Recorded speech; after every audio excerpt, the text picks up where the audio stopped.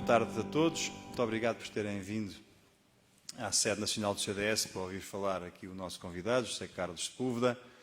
Eu, antes de o apresentar a todos, gostaria só novamente de dar as boas-vindas aos que aqui estão e aos que estão através da nossa página do Facebook a assistir a esta conferência e a este momento de apresentação também da moção Portugal tem Esperança. Quero-vos dizer que conseguimos só ter o José Carlos connosco neste período de tempo temporal de final do ano, de ano novo, porque, como sabem, vive no Brasil e, portanto, só vem a Portugal nesta altura do ano. Essa é a razão pela qual marcamos esta conferência já há algum tempo para esta altura. Entendemos que, dado que estamos em plena campanha eleitoral para o próximo candidato a líder do CDS, que também faria sentido aproveitar este momento, que é um momento aberto a todos, para também dar a conhecer a nossa moção Portugal tem Esperança e aquilo que são as nossas propostas para o partido, para o CDS e consequentemente, as propostas do nosso partido, caso a moção seja acolhida para o país. Eu queria destacar-vos só, muito rapidamente, as nossas 8 principais linhas de ação, que estão na moção e que a todos terão acesso. Deixei-vos aqui nas cadeiras aos que estão presentes para poderem levar para casa e ler com calma, e também está na internet em PDF a moção completa. As principais linhas de ação que preconizamos e que estão desenvolvidas depois no documento são o combate à pobreza como linha principal da ação, como eixo de ação principal. Temos em Portugal neste momento 20% de famílias e pessoas que vivem no limiar da pobreza e, portanto, é muito importante combatermos este flagelo, porque significa que nos últimos 45 anos deixamos, de facto, muita gente para trás e que é importante recuperarmos essa diferença grande entre os portugueses e que possamos todos ter o mínimo de dignidade para podermos viver acima desse limiar mínimo da dignidade humana. Depois, o combate à desertificação do interior. Temos um país muito desequilibrado, tombado para o litoral, que é importante reequilibrarmos. É importante reequilibrar, tendo em conta que o nosso interior é o litoral de Espanha e que, se nós abandonarmos esse espaço, ele será inevitavelmente ocupado por outros.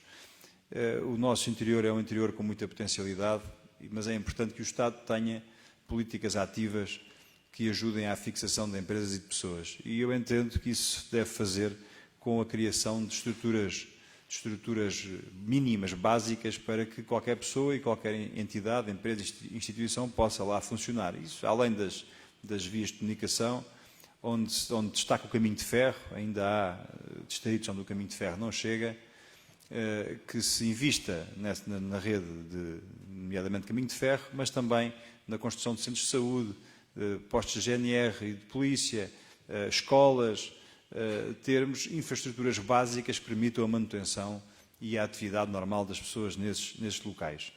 Depois, o combate à morosidade da justiça e à corrupção. Nós temos uma justiça em Portugal que é ineficaz, que é muito morosa e, como tal, torna-se injusta, e é importante que haja uma verdadeira reforma do funcionamento da justiça que permita, por um lado, que as empresas e os empreendedores se fixem e invistam em Portugal. Uma justiça que não resolve os assuntos das empresas afasta as empresas da sua atividade económica desse local, porque ficam muitos anos à espera que resolvam os seus problemas, e, por outro lado, também os cidadãos possam ter um acesso, de facto, célere e eficaz à justiça e acessível em termos económicos, que não leve a que a classe médica, quem sustenta o país e paga a maior parte dos impostos, não possa usar a justiça. O novo bastonário da Ordem dos Advogados referiu isto mesmo há dias, em declarações. Nós hoje em Portugal temos uma justiça para indigentes, para pobres, aqueles que não pagam custas judiciais, ou para muito ricos, porque o resto da população, de facto, não pode recorrer à justiça. Tal é o preço das custas judiciais e dos serviços de justiça. Por outro lado, e ligado a esta questão da justiça, também o combate à corrupção. Temos um país cheio de casos, de ligações muito promíscuas entre a política e os funcionários públicos, aqueles que servem o país e depois os negócios, e temos corrupção que mina o desenvolvimento do país e o funcionamento harmonioso de todos os players e todas as entidades que atuam no país, e é importante que haja leis que, de facto, consigam e meios também para a investigação, para a polícia judiciária, para todos aqueles que combatem este tipo de crime, que seja eficaz e que de facto a corrupção seja diminuída ao máximo. Depois temos o combate à burocracia e à má gestão dos recursos públicos. Nós assistimos nos últimos anos, também grande parte devido a estas alterações que agora houve do RGPD, sobre os acessos a dados, novamente a uma burocratização excessiva. Nós hoje vamos a um serviço qualquer, até mesmo tudo aquilo que fazemos online temos que imprimir e voltar a assinar. E qualquer coisa que nós fazemos hoje nos bancos, nas escolas, nos colégios, nos serviços públicos, voltamos a ter toneladas de papel. Isto é uma coisa que é incompreensível nos dias de hoje, quando até todos os serviços do Estado estão interligados e deviam ter a capacidade de consultar eles próprios, entre eles, os dados dos cidadãos. Isso volta a não funcionar e temos novamente uma teia burocrática imensa no país que é preciso desconstruir. E depois também a má gestão dos recursos públicos. Faz-me muita impressão como é que não temos dinheiro, por exemplo, para construir a ala pediátrica do Hospital de São João do Porto e depois temos dinheiro para patrocinar a Web Summit, que, como todos sabemos, é uma festarola que não tem depois retorno para o país, como se tem vindo a perceber e a saber. Temos que definir, de facto, o que é prioritário para o país, o que é que nos interessa e onde é que vamos pôr, em primeiro lugar, os nossos recursos, que são escassos e são finitos. Depois, o combate aos impostos excessivos.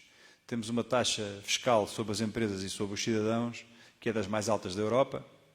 Temos uma taxa de impostos indiretos também altíssima, penso que também é a mais alta da Europa, e nós não podemos viver assim. As empresas têm que respirar para poder desenvolver-se e criar emprego e criar mais riqueza, e os cidadãos têm que poder libertar-se da asfixia fiscal, que não permite também que eles próprios possam viver e fazer as suas vidas. Se compararmos, por exemplo, com a Irlanda, que é um país semelhante ao nosso e que teve dificuldades como nós tivemos, eles têm uma taxa marginal de impostos de cerca de 12% e nós temos 37%. Portanto, isto mostra bem a diferença que existe entre dois países semelhantes e o dinamismo da economia irlandesa comparado com a nossa. Depois também o combate à mediocridade e ao facilitismo na educação.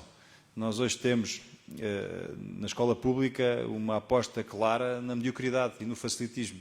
Os alunos agora já não chumbam, aliás, não se pode dizer que chumba, porque se pode criar um trauma psicológico nas criancinhas e então usa-se o termo reter, não ficam retidos, que é extraordinário, e portanto passa tudo, não se premiam aqueles que são melhores, não se aposta no ensino de excelência e portanto o que hoje temos nas escolas é um laxismo dominante, onde os alunos, eles próprios, reconhecem que não vale a pena estudar, nem aplicarem-se, porque isso não redunda em nada na diferenciação entre uns e outros. Portanto, o que eu defendo e o que esta moção defende é que se aposte na excelência, que de facto que se assuma que os alunos não são todos iguais, há uns melhores do que outros, e que se premiem os melhores e aqueles que são piores, ou porque não estudam, ou porque têm mais dificuldade, sejam ajudados e estimulados, por um lado, a estudar mais, e se têm dificuldades, serem ajudados a que consigam ultrapassar as dificuldades que têm. Só assim podemos ter uma escola competitiva e alunos preparados para a vida, porque a vida é feita de exigência, a vida de trabalho, a vida adulta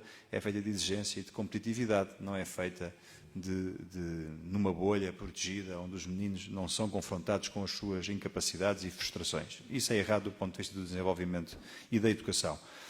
Depois, o combate à degradação do Serviço Nacional de Saúde. Nós hoje todos percebemos e vimos que quando temos que recorrer aos centros de saúde, aos hospitais, a dificuldade que é, a falta de meios, quer humanos, quer técnicos, coisas simples como o papel higiênico, almofadas ou roupa de cama, já nem isso há em todas as unidades de saúde. E é muito importante que façamos uma reflexão profunda e que possamos atuar no sentido de criarmos não um Serviço Nacional de Saúde, mas um Sistema Nacional de Saúde que integre as três valências que nós temos na saúde em Portugal. O serviço público, os privados e os sociais, nomeadamente, e tendo mais reconhecimento em termos nacionais, os serviços das misericórdias. Portanto, nós temos que apostar numa rede integrada destes meios. Em alguns sítios eles complementam-se, noutros atropelam-se, e é importante que haja uma rede integrada num verdadeiro Sistema Nacional de Saúde, que os cidadãos todos possam recorrer para terem o seu problema de saúde resolvido.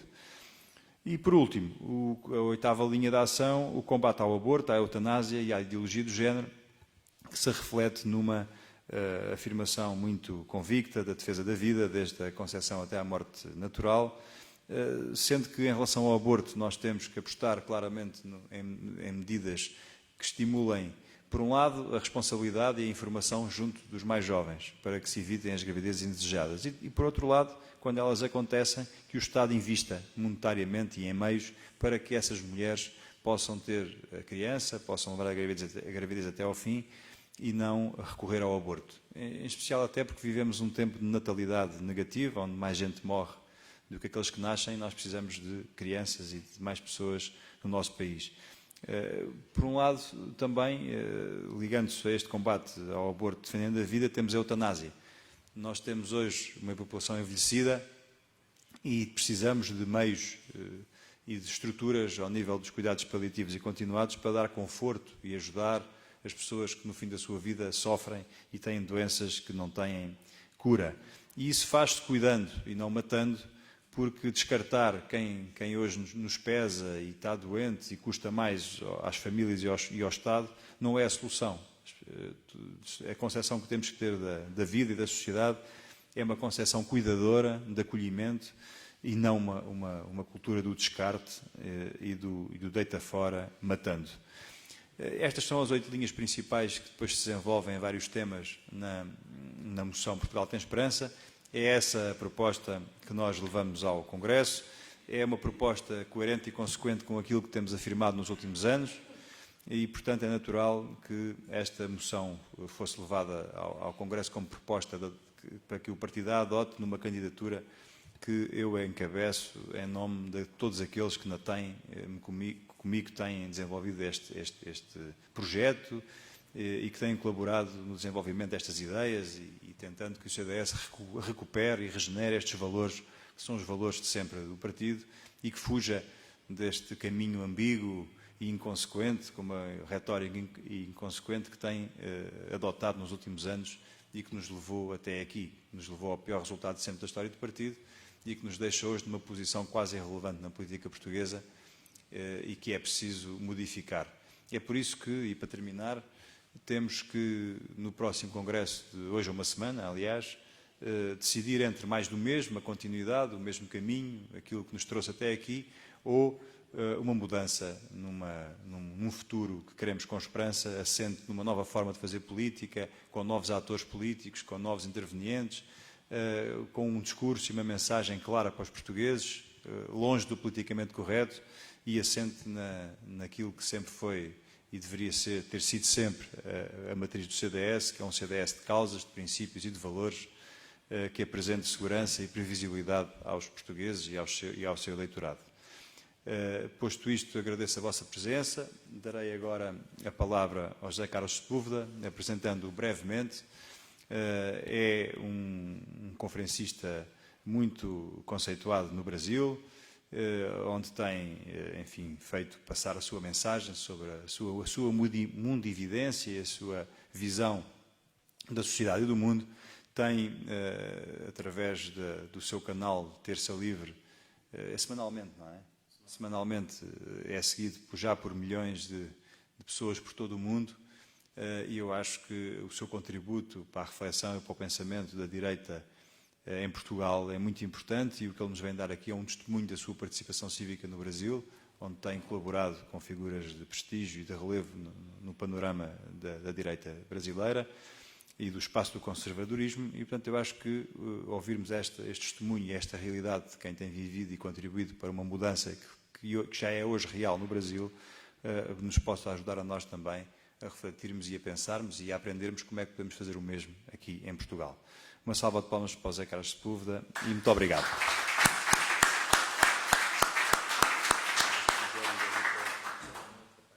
Não. Ele está preparado para isso.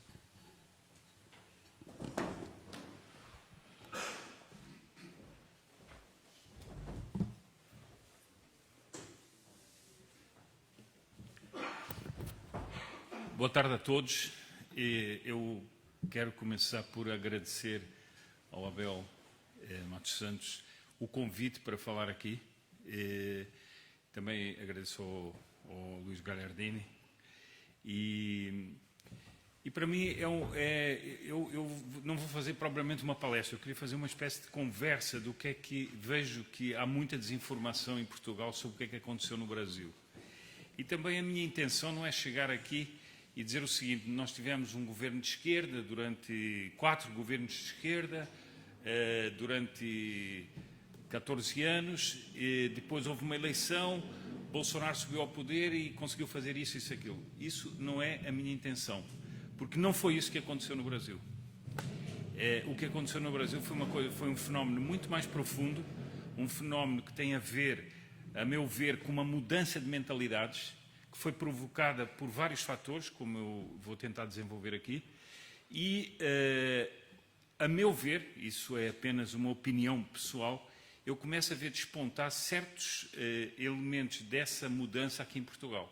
Um deles é aparecer, por exemplo, uma tendência como a TEM, num partido que, segundo eu ouvi ontem do professor Paulo Otero, entre os partidos de esquerda, o menos à esquerda, né?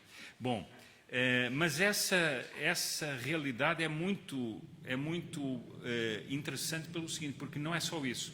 Começam a aparecer certas manifestações na sociedade civil, começam a aparecer certas manifestações entre jovens também, e muitas das coisas que aconteceram no Brasil parecem começar a repetir-se em Portugal. Hoje também, com a grande proximidade das comunicações, essa influência é muito maior. E eu vou tentar, eu ainda ontem estava aí à saída da missa, veio uma pessoa perguntar: você é o Sepúlveda, não sei quantos, do canal Terça Livre? Sim, sou eu. E então essa repercussão acaba por se estender e não fica circunscrita apenas ao Brasil. Se eu pudesse usar uma imagem do que é que aconteceu no Brasil, eu começava com o seguinte: eu tenho o privilégio de colaborar com membros da família imperial do Brasil. Conheço vários deles e sou amigo de vários deles, e era amigo de um jovem príncipe que infelizmente veio a falecer num desastre de avião da Air France, atravessando o Oceano Atlântico. E ele, quando eu estava uma vez na casa dele, disse-me: leia tal livro que é a história de Shackleton, o homem que fez a exploração do Polo Sul, fez várias explorações, mas uma das missões dele ficou famosa. Ele queria atravessar o Polo, queria atravessar o continente antártico de ponta a ponta, passando pelo Polo, e ele, o navio dele, isso é durante a Primeira Guerra Mundial, o navio dele fica preso no gelo, não havia comunicações naquela época, a tripulação fica durante 2 anos perdida no meio do gelo. E eles tentam de todas as maneiras, e ele depois vai receber o título de Lord, porque ele consegue salvar toda a tripulação sem perder ninguém. Apenas uma pessoa perdeu um pé, mais nada. E no meio e aquilo é fascinante ler tudo o que aconteceu ali. Mas há um momento que eu nunca me esqueci, que eles, quando estão a tentar libertar-se daquelas placas imensas de gelo para irem para o mar, conseguirem ir para o mar, eles veem grandes icebergs e a tentação deles é subir num iceberg.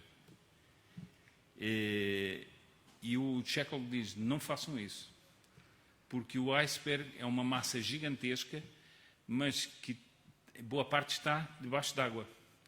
E com a corrosão que a água vai fazendo na massa que está por baixo, a um certo momento o ponto de equilíbrio dele muda. E o iceberg dá uma volta gigantesca. E, portanto, todos que estiverem em cima vão ser levados para baixo. E isso foi o que aconteceu com a política brasileira. Não foi só o Partido dos Trabalhadores da esquerda que foi demolido e foi derrubado do poder. Foi todo o sistema político que foi como um grande iceberg que girou, e as velhas raposas da política, muitos até hoje não entenderam o que é que aconteceu no Brasil. Eu não vou dar aqui o passo a passo do que aconteceu no Brasil, mas quando começaram as primeiras manifestações de rua, todas as velhas raposas da política vinham opor-se às intenções do que havia na rua. Meses depois, eles já estavam apoiando, numa tentativa sempre de controlar aquele movimento e fazê-lo parar. Mas eles não foram conseguindo. E não eram só as figuras políticas da esquerda, eram as figuras políticas da oposição. A oposição, se deveria ser a oposição, era quem mais defendia o status quo. E isso é muito importante entender pelo seguinte: por isso é que, mais tarde, nas eleições, todo o mundo político tradicional é varrido do mapa. Bom, o que é que aconteceu realmente no Brasil? Houve manifestações de milhões e milhões de pessoas nas ruas. Eu acho que aqui não se tem ideia do que é isso. E não era assim. Eu vivo em São Paulo, quase todas as manifestações que eu participei em São Paulo, até gostava de ir para as manifestações sozinho, para poder observar, ouvir as pessoas falarem e tal.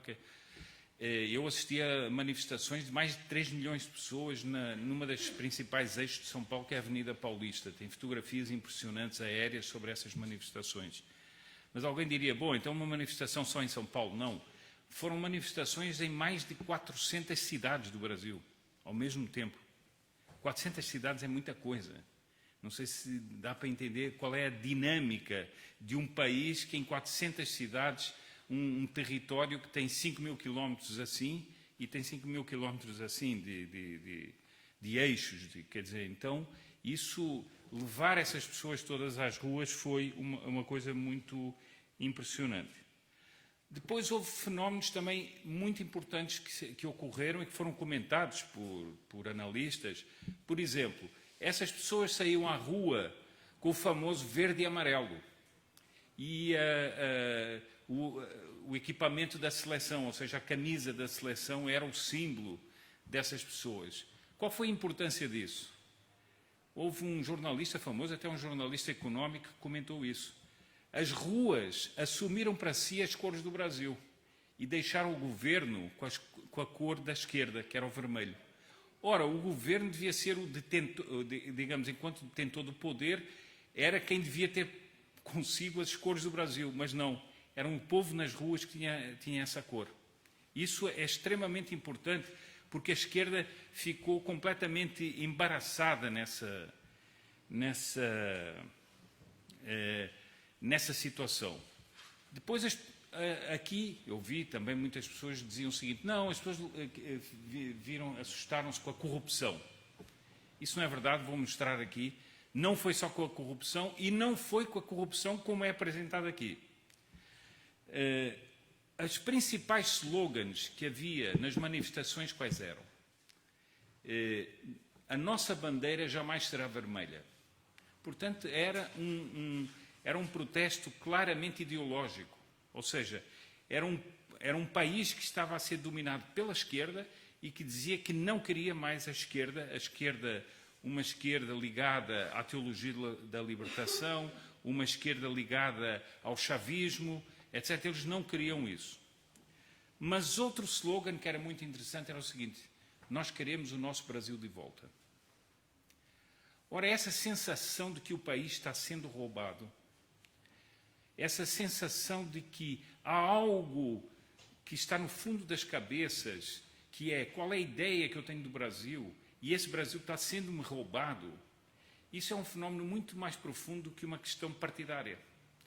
Isso é uma questão de fundo que faz com que as pessoas percebessem o seguinte: não, eu tenho que ir às ruas porque eu quero resgatar o Brasil. E eu acho que esses fenómenos, evidentemente, isso não pode ser uma coisa linear, essas comparações não podem ser lineares. Mas esses fenómenos também acontecem na Europa. As pessoas sentem que os seus países estão sendo roubados. Eu acho que, em boa medida, pode haver muitas outras razões, mas o Brexit tem algo disso. Quando se vai analisar o Brexit, ele tem algo de uma sensação de que aquela individualidade dos ingleses está-lhe sendo roubada. Bom, o que é que as pessoas vão perceber à medida que a esquerda ficava mais firme no poder? O que é que elas vão perceber? Elas vão perceber que há uma corrupção gigantesca em níveis que eu acho que ninguém na Europa imagina, mas esse nível de corrupção é um nível de corrupção ideológico. É um projeto ideológico que visa sustentar ditaduras como Cuba, a Venezuela, a Bolívia, colaborações com Angola, todas bastante mal explicadas, sofisticados esquemas de roubo da Petrobras, uma das empresas petrolíferas mais famosas do mundo, que é completamente destruída pelo Partido dos Trabalhadores, com esquemas oficiais, muitas empreiteiras que colaboram com o Estado e que fazem verdadeiras máquinas de corrupção. Acho que aqui talvez não saiba disso, mas uma das empreiteiras tinha um departamento de corrupção.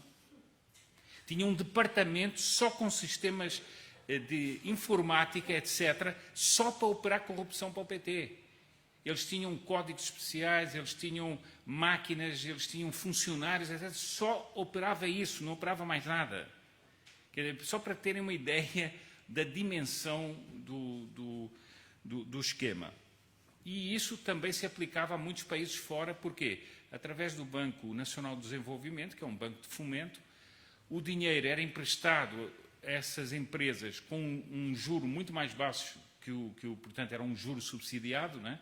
Esse dinheiro ia para o exterior, lá as obras eram superfaturadas e o dinheiro voltava para o Brasil, para o partido. Então, vejam os esquemas infernais usados por essa gente. Bom, depois as pessoas perceberam o seguinte: nós tivemos uma democracia fraudada. O Partido dos Trabalhadores, o Lula, instituiu um sistema de comprar deputados. Mas não era comprar deputados assim a granel, era oficialmente.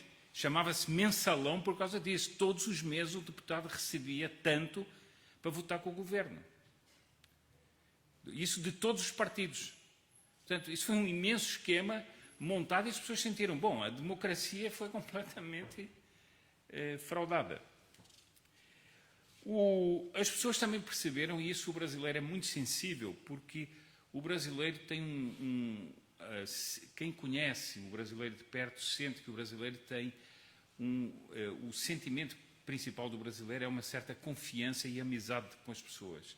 Mas quando ele se sente traído nessa amizade, ele fica tremendamente ressentido. E havia uma certa confiança que tinha sido dada ao Lula, porque ele era o pobre, era o homem que tinha vencido, etc. De repente eles percebem que o líder dos pobres tinha-se aliado com os ricaços de todas as mega empresas e ele tinha, sem escrúpulo algum, tinha prostituído tudo. O sistema político, o sistema da justiça, etc. Os que clamavam pela ética eram os homens sem escrúpulos, não é? Porque o partido da esquerda falava da ética, que era preciso ética, etc. Bom, isso tudo foi fazendo com que as pessoas fossem se sentindo machucadas, agredidas, mas não havia uma voz que falasse por elas. Não havia. Porque a oposição fingia-se desnorteada, sem capacidade de enfrentar isto aqui.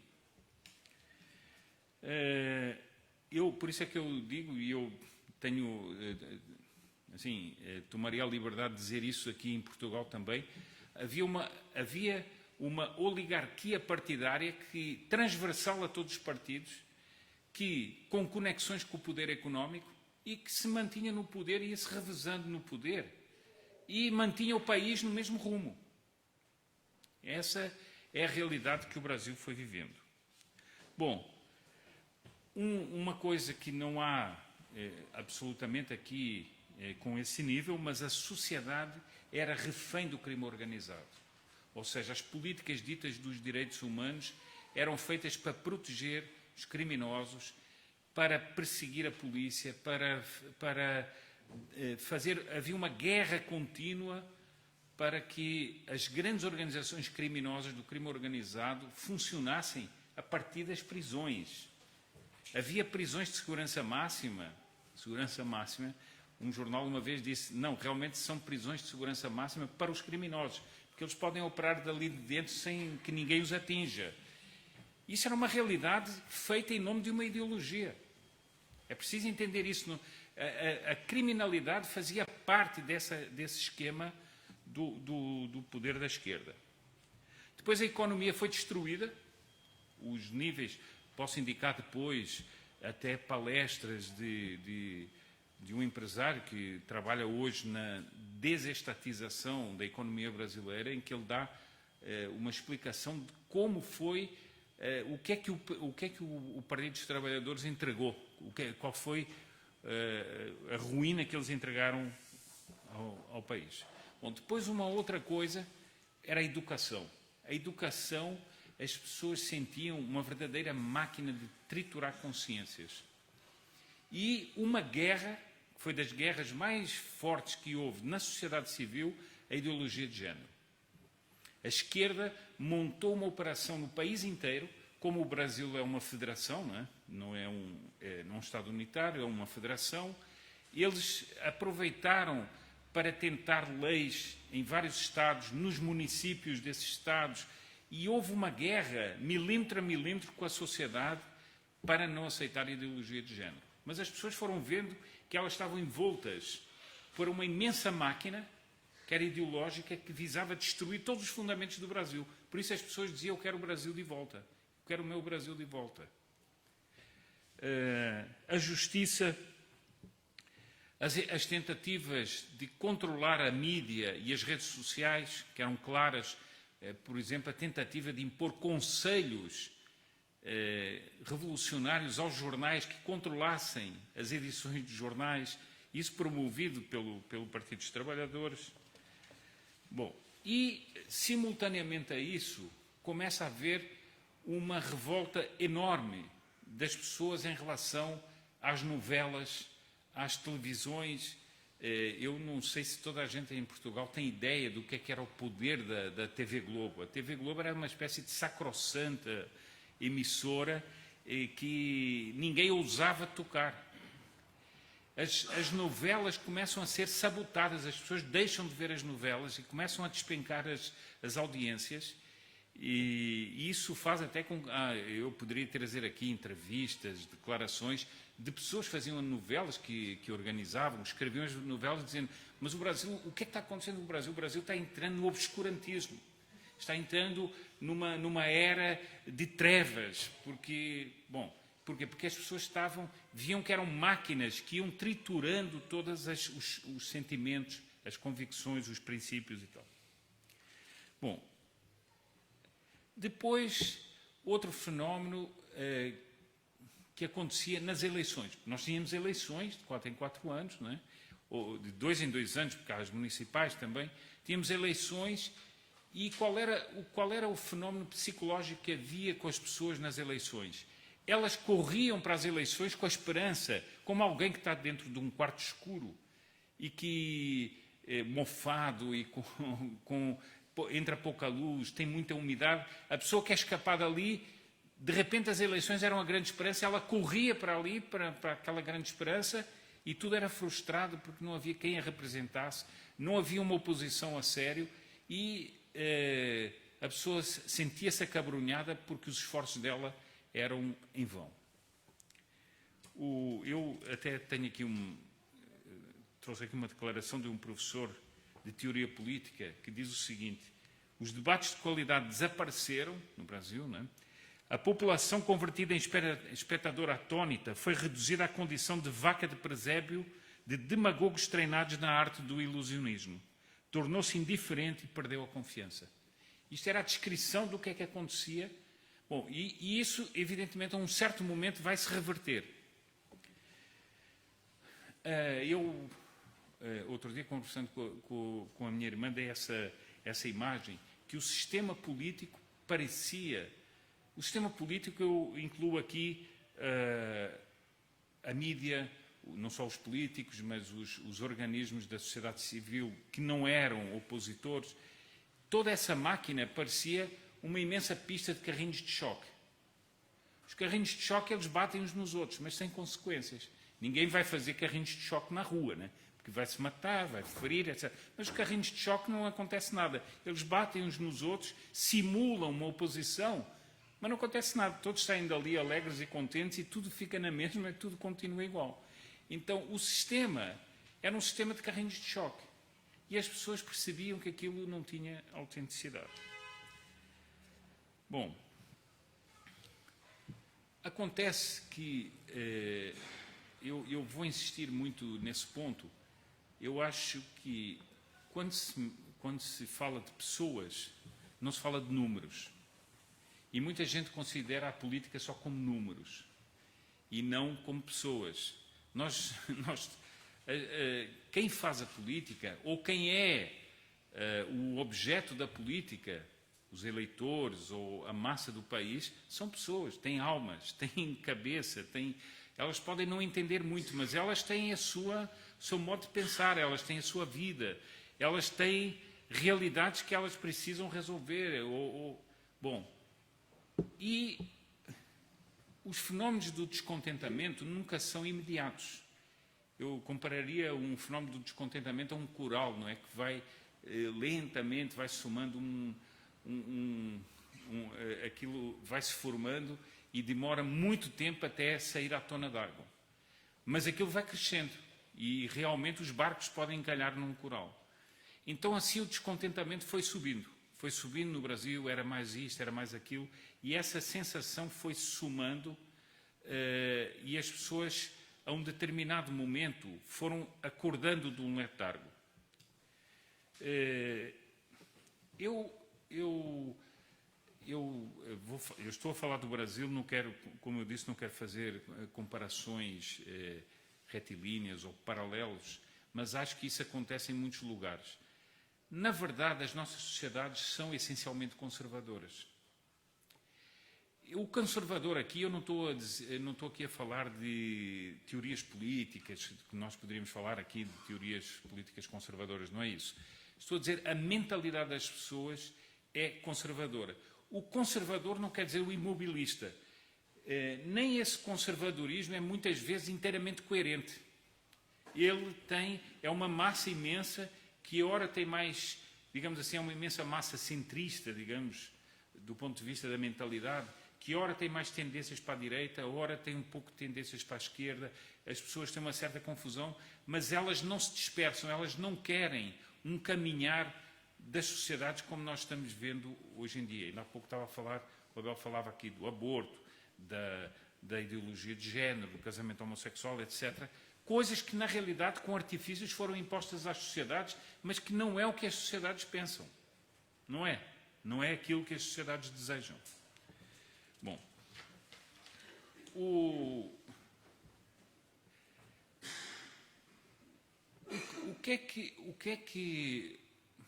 que isso também não é só no Brasil, mas o que é que aconteceu no Brasil? Ou seja, o establishment político, o establishment mediático, etc., sempre empurrou as pessoas para uma posição, para ideias de esquerda, para novidades da esquerda, para soluções que pareciam a modernidade, ou tentou empurrar, não é? Para essas coisas todas. Basta ver as propagandas que são feitas. Ainda agora há uma empresa que faz uma propaganda no Brasil para impor que as empresas aceitem transexuais como pessoas que vão trabalhar. Quer dizer, uma imposição claramente ideológica que vai contra os sentimentos das pessoas, mas é a necessidade de empurrar a sociedade para uma posição chamada progressista.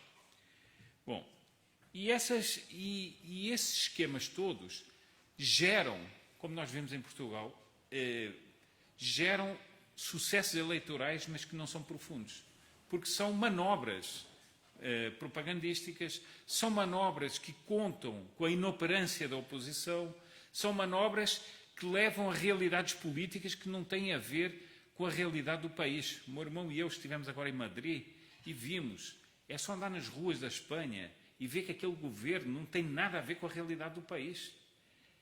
O que está sendo preparado na Espanha é uma coisa eu considero uma coisa que é uma verdadeira bomba atômica. E isso não tem a realidade do país. Não é isso que as pessoas, que o espanhol comum deseja.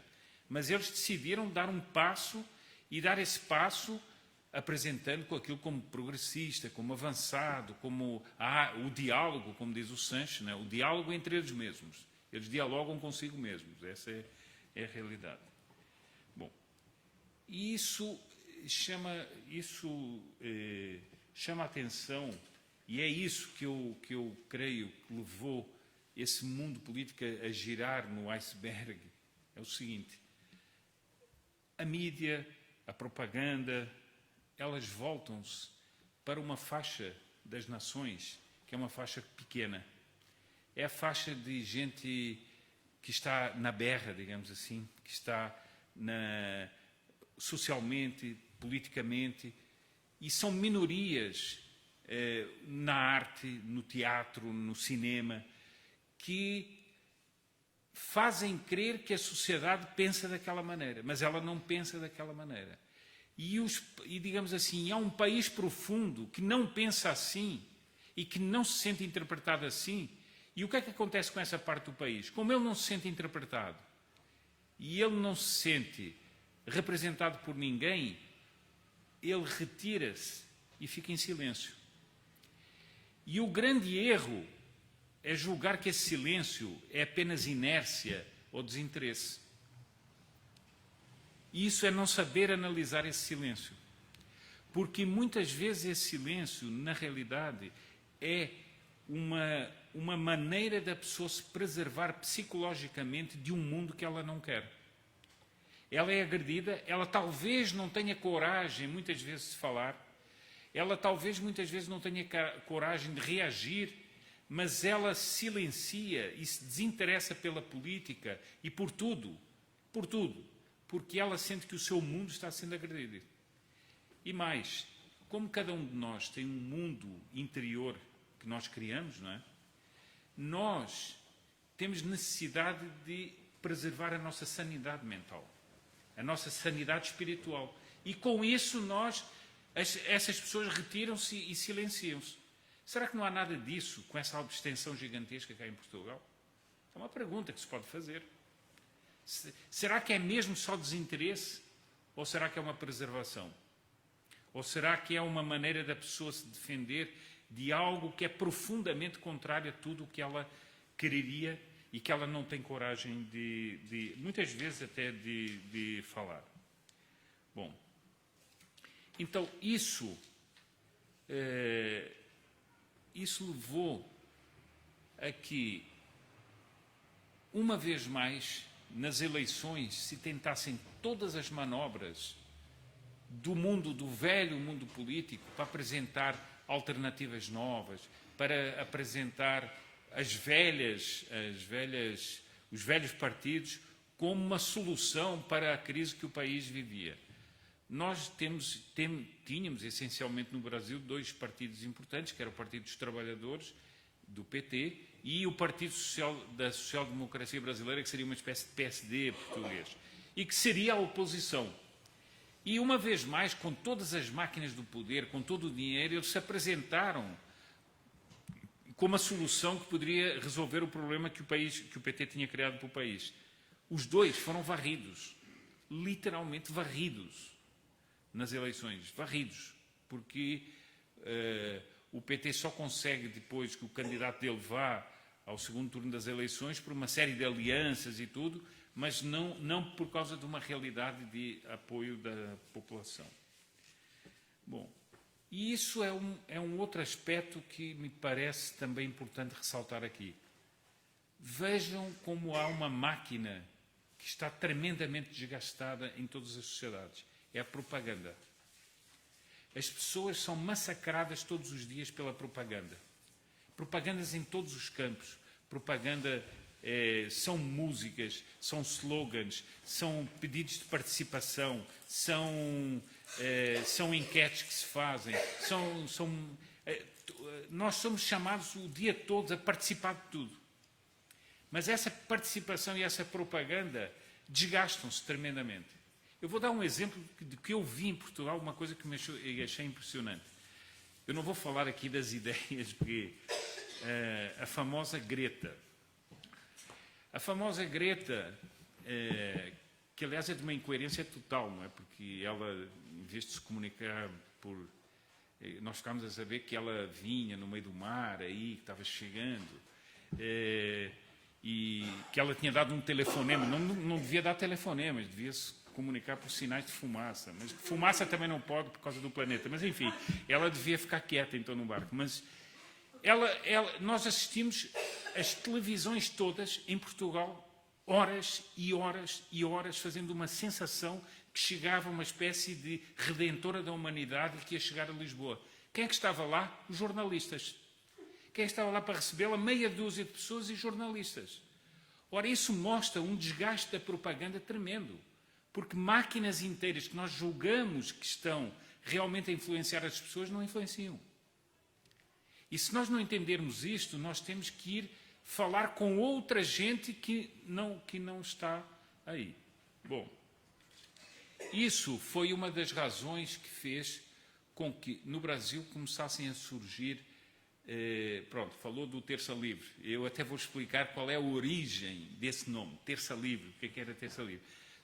São 3 amigos meus, por acaso, eu só entrei no Terça Livre muito depois, mas eram 3 amigos meus que eu conhecia, que às terças-feiras, com um telemóvel, em casa de um deles, ligavam o telemóvel, faziam uma transmissão direta para o YouTube e diziam o seguinte: Terça Livre, era às terças-feiras, Terça Livre da imprensa. Então, pronto, eles chegavam lá, falavam umas coisas, diziam umas coisas, e assim começou um canal totalmente informal que hoje tem mais de 650 mil seguidores e tem programas e é considerado uma alternativa à grande imprensa. Ora, isso surgiu, há muitos canais, há canais pessoais, há pessoas assim, jovens, fazem canais e aqueles canais têm imensas visualizações, análises, as pessoas debatem, começam a constituir-se grupos de jovens pelo país inteiro com várias tendências e que querem fazer estudos e que querem promover palestras. Portanto, há um surgimento da sociedade civil que não tem nada a ver com partidos. Há um surgimento de um interesse e essas pessoas não conseguem ser cooptadas pelo mundo político oficial. Então, isso cria realmente uma realidade que eu vejo que aqui em Portugal não se tem ideia disso. Tenta-se apontar, aliás, eu vi naquela notícia que me mandou, de que, então, a notícia dizia assim: seguidor de Bolsonaro vai falar na TEM, etc. Bom, e o grande mal meu era ter atacado o Gregório do Vivier, né, o queridinho da esquerda aí, porque eu tinha feito um ataque ao Gregório do Vivier. Mas isso é uma turbação total. Eu nunca tive envolvido com campanha de Bolsonaro, com nada. Sou uma pessoa da direita, mas que não sou... Mas a tentativa é dizer o seguinte: não, um seguidor do Bolsonaro, e já colar uma coisa na TEM, tentar fazer a distorção da realidade que se vive no Brasil. Bom, eu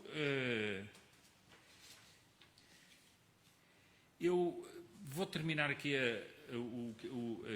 essas palavras, esta reflexão que eu queria fazer, que é o seguinte: o que é que o Bolsonaro começa a fazer 1 ano e meio antes de serem as eleições?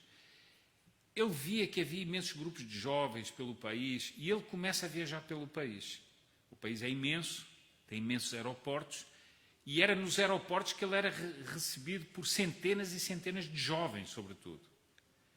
E começam a tratá-lo pelo mito, chegou o mito, não sei quantos. Bom, e o Bolsonaro começa a fazer discursos contundentes que diziam aquilo que as pessoas queriam ouvir. Que não podia haver ideologia de género, que era preciso respeitar as crianças, que não podia haver kit gay nas escolas, que não sei o quê, E ele começa a levantar pessoas que não tinham nada a ver com partidos, não tinham nada a ver com isso, e dizer o seguinte: bom, pelo menos apareceu alguém que diz aquilo que nós queremos ouvir. Ele ia fazer reuniões em que ele dizia que não ia permitir invasões de terras por grupos guerrilheiros, que não se... Era o descontento. Ele começa a falar para o descontentamento do país. mas sem problemas, sem medos, sem politicamente corretos, sem nada disso. E ele começa a ter um apoio gigantesco. Depois ele faz um fenómeno, eu creio que é um dos fenómenos mais importantes da campanha do Bolsonaro, ele derruba a audiência das grandes televisões. Quem acompanha a política no Brasil sabe que há certos debates que são quase sacrossantos no Brasil, como o debate da Globo. Bom, ele diz o seguinte: eu não vou ao debate da Globo, vou fazer um debate nas redes sociais.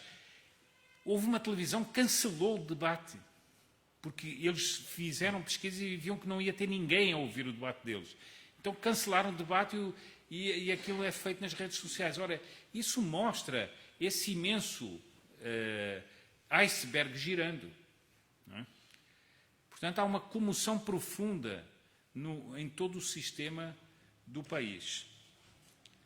Agora, eu faço aqui digamos, não sei se diria uma advertência ou uma análise de futuro. O que é que eu acho que está a acontecer com os países, por exemplo? Ontem eu estive com pessoas que são muito ligadas à França e me falaram dos coletes amarelos. O que é que aconteceu com o Brexit? O que é que aconteceu com o Brasil? O que é que aconteceu com outros lugares? Nós temos uma ruptura, isso a meu ver, entre o Estado e a nação.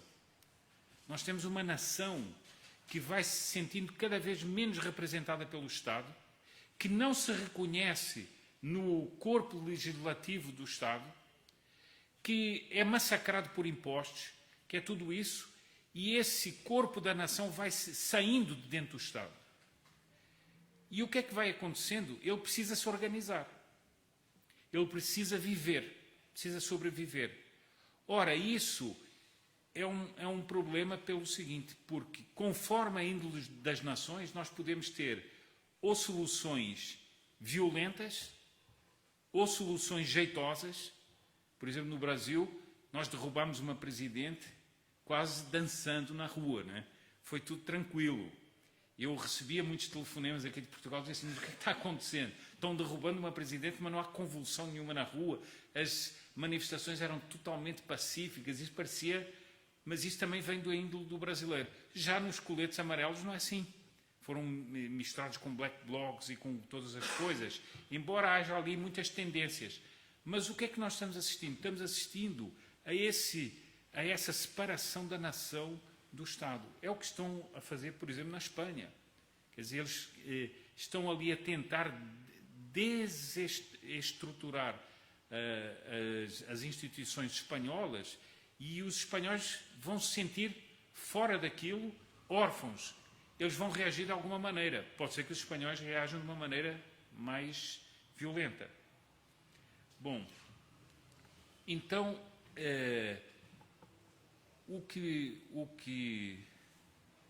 a realidade que nós estamos diante, parece-me a mim, é uma realidade que não é só do Brasil, não é só da Grã-Bretanha, não é só da França, não é só da Espanha, etc. É uma realidade que se estende a vários países do mundo. Eu li uma resenha de um livro de um americano que fez um estudo sobre grande parte das cidades americanas, pequenas ou médias. E ele escreve um livro depois de 8 anos de estudo, em que o título do livro é Eles Têm Raiva. E ele mostra que o Trump é eleito por esses homens que têm raiva. Porquê? Porque tudo o que eles creem, tudo o que eles acreditam, é-lhes roubado. Os Estados Unidos que eles imaginam é-lhes roubado. O direito a defender as suas famílias com as suas armas é-lhes roubado. Os direitos religiosos são-lhes roubados. Os empregos são roubados para a China. Então, essa América profunda tem raiva e vai votar no Trump. Vota no Trump. Portanto, mais um fenómeno de nações que estão sendo massacradas por um Estado que se interpreta, eu ainda ontem estava a ler, fiz até uma exposição sobre isso, um documento do Parlamento Europeu, em que eles dizem o seguinte: não, o mundo tem que aceitar este modelo das sociedades abertas e tolerantes. Tem que aceitar porquê? Então, o tem que aceitar já é intolerante, não é? Porque é a intolerância dos tolerantes. Tem que aceitar este modelo das sociedades abertas e tolerantes e diz, nós precisamos nas escolas impor essas ideias às crianças. Bom, mas então, espera aí, isso é um Estado dirigista completamente. Ora, as pessoas não se sentem interpretadas nisso. E como elas não sentem e não percebem o veículo político que seriam os partidos para exprimir essas ideias, essas pessoas correm para algum lugar e tentam de alguma maneira fazer as coisas acontecerem. No Brasil, derrubaram um governo. No Brasil, elegeram uma pessoa que todos os analistas diziam que jamais poderia ser eleito. Bom, essa seria a reflexão que eu queria fazer aqui e que por isso é que eu propus no título, que podia ser um auxílio para a direita em Portugal, para o centro-direita em Portugal.